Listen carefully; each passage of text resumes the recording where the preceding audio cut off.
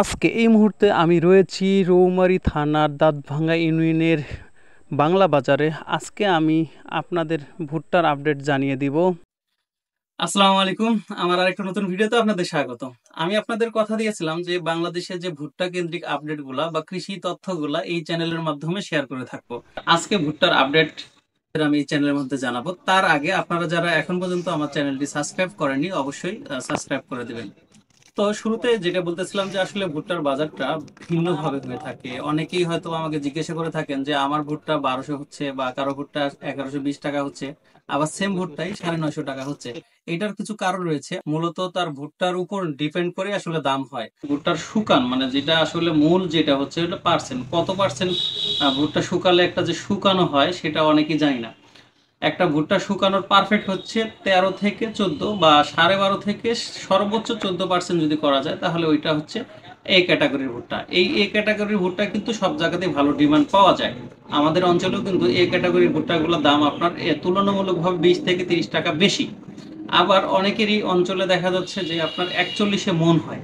আমাদের অঞ্চলে শুকনা ভুট্টা যেগুলো সেগুলো হচ্ছে 40-এ মন। আর আমি বিভিন্ন অঞ্চলে দেখেছি যে সেই অঞ্চলগুলোতে যদিও হয়তো 1150 টাকা করে ভুট্টা বা আপনার 1080 টাকা করে ভুট্টা, কিন্তু সেইখানে হচ্ছে 41 কেজিতে, মানে 1 কেজি অতিরিক্ত নেয়। মূলত মন হচ্ছে 40-এ। এইটার হওয়ার কারণে কিন্তু আপনার 20-30 টাকা বা 40 টাকা বৃদ্ধি বেশি পায়। তবে মূল যেটা হচ্ছে সেটা হচ্ছে 40-এ কেজি। আমি আমার ভিডিওগুলো যেগুলো আপনারা দেখবেন অবশ্যই খেয়াল করবেন যে আমাদের এখানে হচ্ছে 40 কেজিতে মন।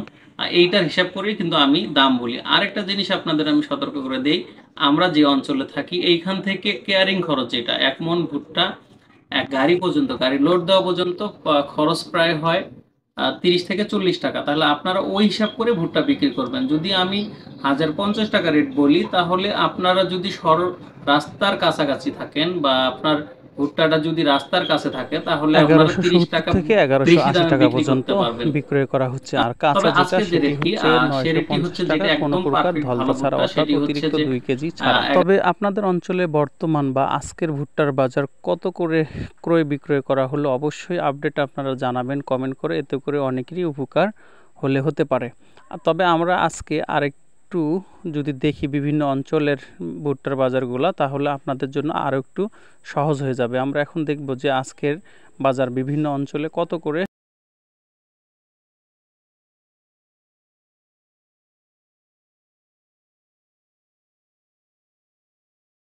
চুয়াডাঙ্গায় 1260 টাকা পার মন 40 কেজি, কিশোরগঞ্জে হচ্ছে 40 কেজি 1110 টাকা, দিনাজপুরে হলো পার কেজি 31 টাকা, নাটোরে হচ্ছে 1130 টাকা এবং ফরিদপুরে হচ্ছে 1100 থেকে 1200 টাকা।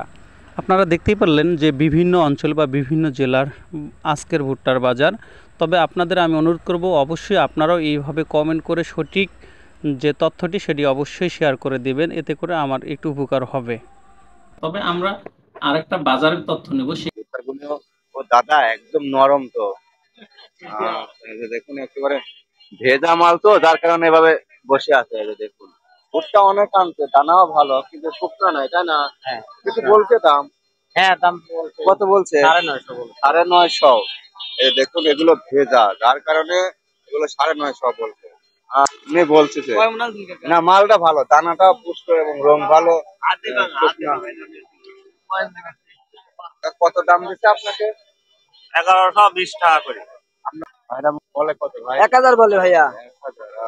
কোয়ালিটি দুর্বল, যার কারণে 1000 বলছে।